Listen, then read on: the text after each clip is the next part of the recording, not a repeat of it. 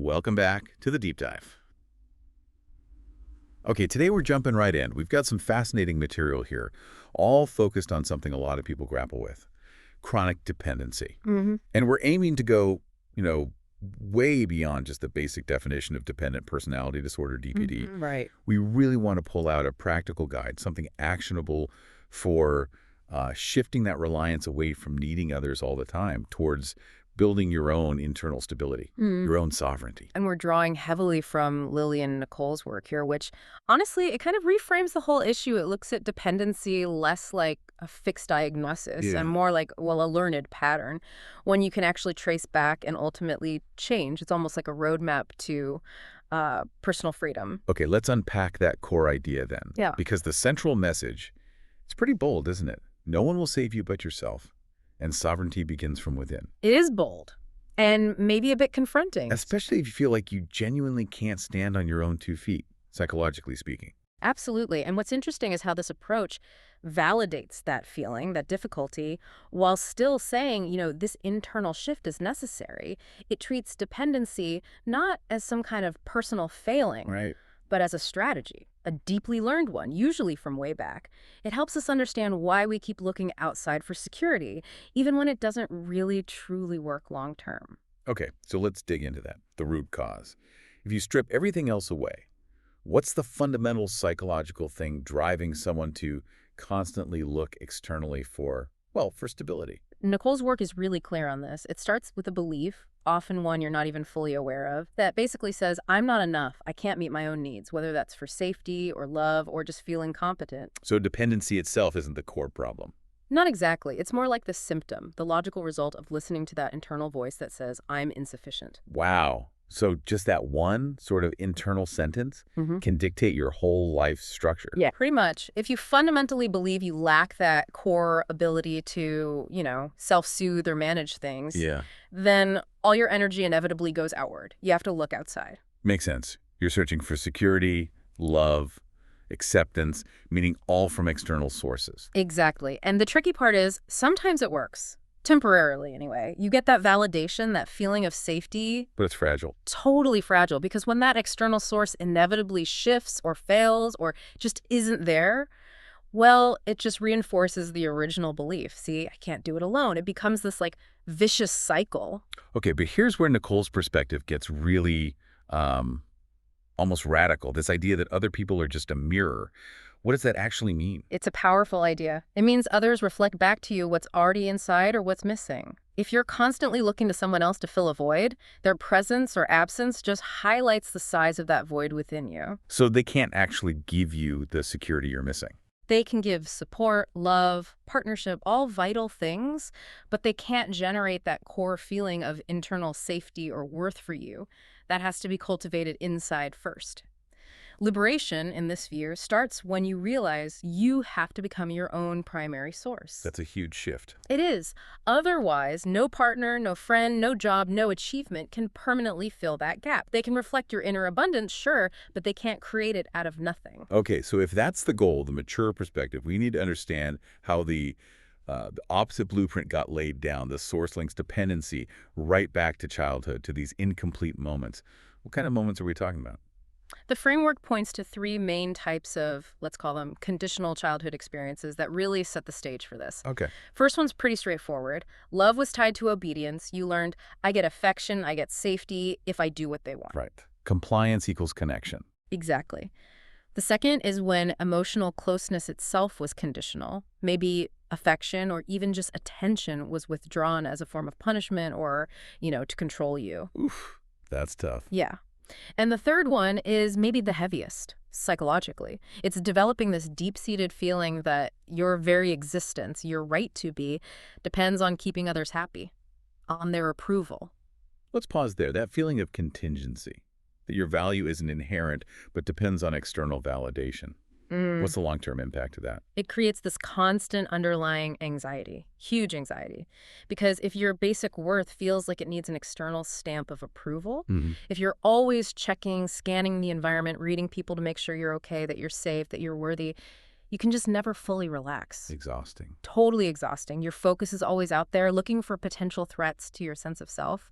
It explains that intense fear of abandonment, too, that's so common in these patterns.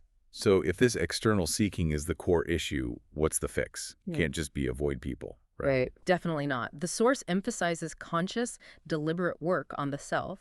It's about recognizing those old conditional moments, understanding how they shaped you, Okay.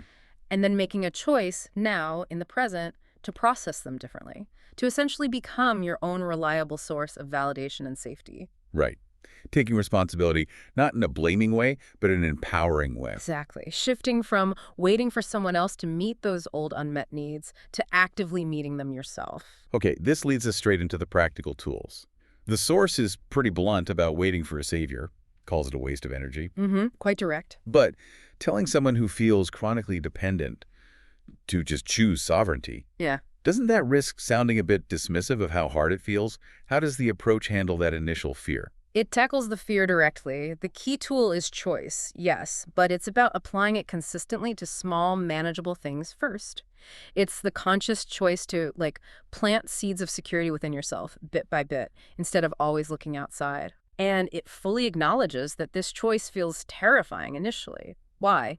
Because for someone with this background, independence has become mentally linked with danger due to those early experiences. Ah, that makes sense. You're not just choosing independence, you're choosing something that feels fundamentally unsafe. So you have to actively overwrite that association. Precisely. You have to retrain your nervous system, essentially. So let's get into those specific exercises.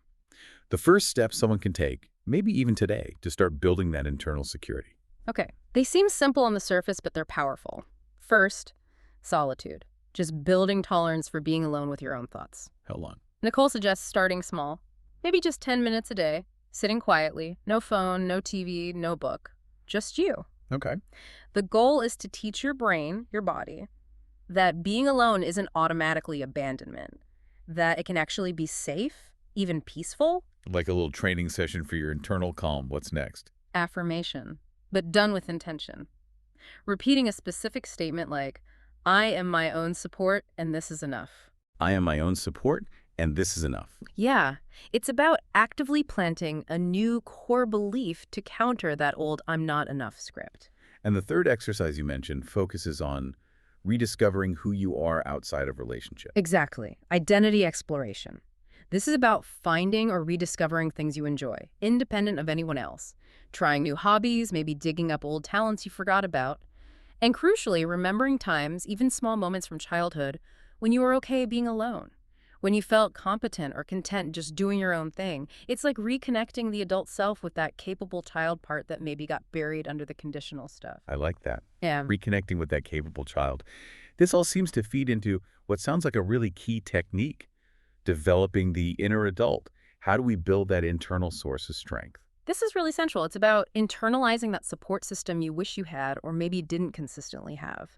The core technique is asking yourself a specific question, especially when you feel that panic or doubt rising up. Okay, what's the question? You ask yourself, if I were a parent to myself right now, a truly wise, supportive, kind parent, what would I say? What would I do? Ah, that's powerful. Yeah. Because it forces you to generate the wisdom, right? The reassurance, the steady voice, instead of immediately looking outside for it. Precisely. It takes the panic button away from that scared inner child part and hands it to this developing, calmer, wiser internal figure. You're essentially learning to parent yourself in the way you need it. It systematically shifts the authority, the source of truth, from outside Where it lived during those conditional times. to inside. You become the reliable one. You got it. You provide the support, the stability, the reality check. Okay, so once we start building this inner foundation, this inner adult, how do we apply it? Let's talk about the active change strategies, the liberation model, rewriting the story, breaking old habits. Right. So Nicole's work lays out three main strategies that kind of work together. First is rewriting the story. This isn't about denying the past, but changing your internal narrative about it. Moving from, I can't cope alone because of what happened, to something more like, okay, I see now that dependency was a survival strategy I learned back then. It helped me cope. And now I can choose differently based on seeking internal reassurance and calm, not just survival. That reframing feels important. It shifts from self-blame to like self-compassion plus agency. Exactly. It validates the past choices while empowering present ones. The second strategy is called structural analysis of behavior. Sounds a bit technical. It sounds it, but it's actually Right. very practical. The aim is to break that automatic link between independence and danger we talked about. Well, You basically dissect a typical dependency cycle, like, okay, what triggered me? Maybe a disagreement with my partner. What was my automatic reaction? Maybe immediately calling a friend to complain or get validation. What was the actual consequence? Temporary relief, maybe, but ultimately reinforcing the feeling I couldn't handle conflict alone. so you map it out step by step. You map it out, you see the mechanics, and you start to realize, okay, the immediate urge is to seek external help, but the long-term result of that keeps me stuck. Trying independence feels scary, yes, but maybe the actual consequence is building strength. It helps disconnect independence from that feeling of imminent doom. Makes sense. Wow. And the third strategy, that's about handling the emotional fallout when you do try to be more independent. Yeah, emotional regulation. Because it will feel uncomfortable at first, the practical tools here are great, like writing a dialogue between your anxious inner child self and your calmer inner adult self when you're feeling weak or scared. Give both parts a voice. Exactly. Another technique is identifying the original source of that critical inner voice. Whose voice is it really? Who first taught you that you needed to rely on others or that you weren't capable? Ah, tracing it back. Tracing it back and then consciously replacing that old message with a new supportive sentence from your inner adult. Okay, that was then. This is now. I can handle this. That takes real courage, especially when you're scared of, say, losing the relationship if you change. So speaking of relationships, how do we start applying this externally? What about setting boundaries? Is there a suggested way to phrase it? Yes, the framework offers a really simple, non-confrontational phrase to practice setting a small boundary. It's, I need to learn to rely on myself for this decision. I need to learn to rely on myself for this decision. Yeah. I like that. Puts the focus squarely on your process, not on blaming them. Exactly. It's about your growth, not their failure. And the exercise isn't just saying it, it's about noticing how the other person reacts. Okay. Monitoring the reaction. Yeah. Why is that important? Well, it leads into a crucial point about vulnerability. People with dependent patterns can, unfortunately, be targets for exploitation. Right, because they're seeking that validation so strongly. Precisely. They can attract people who want them to be dependent, people who seek control. So, the exercise for self-protection is this. Pay close attention. Who gets angry or pushes back significantly when you start setting these small boundaries of self-reliance? Make a mental note, maybe even write it down. So, their negative reaction isn't necessarily proof you're doing something wrong. Quite the opposite, potentially. Mm. It could be a sign that they are heavily invested in your dependency. If someone genuinely supports your growth, they might be surprised, maybe even a bit uncomfortable initially, but outright anger or manipulation is a red flag. That's a really valuable insight. Their anger becomes data about the health of the dynamic, not just about your boundary. Exactly. It helps you recognize unhealthy patterns and protects you from falling back into them. You stop seeing their resistance as proof you failed and start seeing it as proof you're succeeding in becoming more autonomous. Wow, okay. This has been incredibly insightful. We've covered the roots in conditional love, the power of choice, building that inner adult, the practical strategies for rewriting the story and managing emotions, and now boundary setting and monitoring reactions. Tying it all together, what's the big picture philosophy here? I think the core message is about patience and persistence. Liberation isn't like flipping a switch. It's not one big dramatic event. Right. It's gradual. It's cumulative. Every single time you choose internal reliance, even in a tiny way, every time you sit with discomfort, instead of immediately seeking external rescue, you're laying down another stone block. Building a bridge back to yourself. Exactly. Building that bridge back to your own stable ground. Hmm. It's about understanding, yeah, maybe you couldn't control the conditions back then, but you absolutely have the power to build your internal authority now. So a final thought for everyone listening, something to take away from this deep dive. The source material uses this really powerful analogy near the end.